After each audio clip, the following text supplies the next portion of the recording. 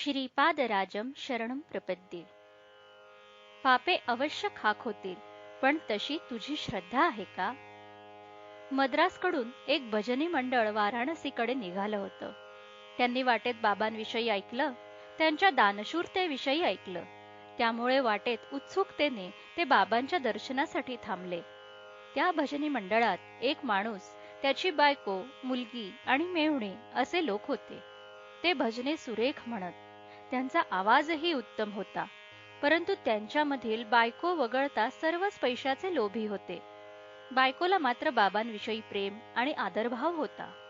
जेव्हा आरती चालू झाली होती, तेव्हा तिच्या भक्तिभावाने बाबा प्रसन्न झाले आणि त्यांनी तिला स्वतःच्या द्वारे तिच्या आवडत्या प्रभू श्रीरामाचे दर्शन घडविले. तिच्या एकटीच्या दृष्टीला बाबा श्रीरामाच्या रूपात दिसले, परंतु त्यावेळी इतरांसाठी ते बाबाच राहिले. त्या स्त्रीचे अंतःकरण इतके हेलावून गेले की तिच्या डोळ्यातून झरझरा अश्रू वाहू लागले. तिने जोरजोराने आनंदात टाळ्या वाजवल्या. तिच्या या वागण्याचा तिच्या बरोबरच्या लोकांना अर्थच समजेना.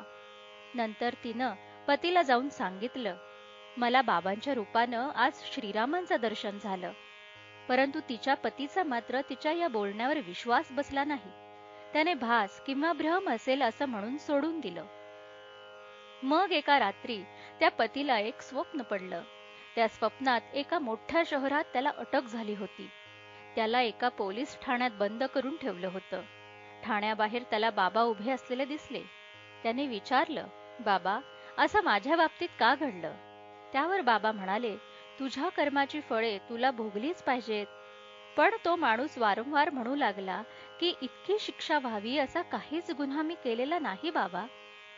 त्यावर बाबा म्हणाले, तू या जन्मी नाही तरी तुझ्या पूर्वजन्मी फार पापे केली असशील. त्यावर तो माणूस म्हणाला, समजा मी पापे केली असं गृहीत धरलं तरी बाबांच्या सानिध्यात ती पापे जळून खाक कशी काय झाली नाहीत? त्यावर बाबा म्हणाले, तशी तुझी श्रद्धा आहे? तो माणूस म्हणाला, होय. त्यावर बाबांनी त्याला डोळे मिटण्यास सांगितले.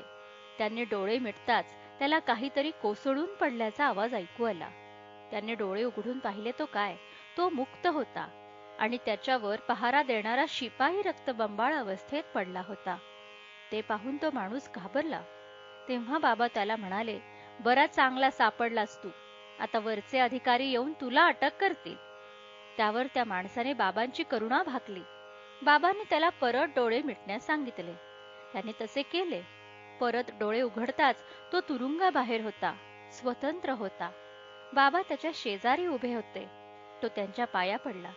बाबा म्हणाले, तुझ्या पूर्वीच्या नमस्कारात आणि आत्ताच्या या नमस्कारात काही फरक आहे का?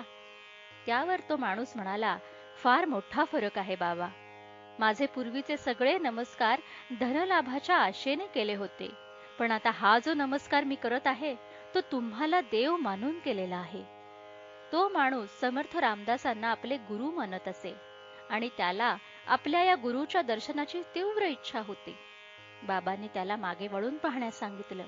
मागे वळून पाहताच त्याला रामदास उभे राहिलेले दिसले. त्याने त्यांच्या पायावर लोटांगण घातले. तेवढ्यात ते गुप्त झाले.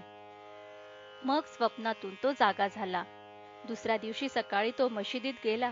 तेव्हा बाबांनी त्याला 2 रुपये दिले. प्रसाद म्हणून खाऊची पुरचुंडी दिसली आणि म्हणाले, अल्ला तुला भरपूर देईल, तुमचं सर्वांचं तो भलं करेल. त्यानंतर त्या भजनी मंडळींना पुष्कळ कमाई होण्यास सुरुवात झाली. त्यांची यात्रा सुद्धा सफल झाली. देव जो भूवरी चालेला पुस्तकातून. सद्गुरुनाथ परमपिता परमात्मा श्री गोपाल बाबा महाराज की जय.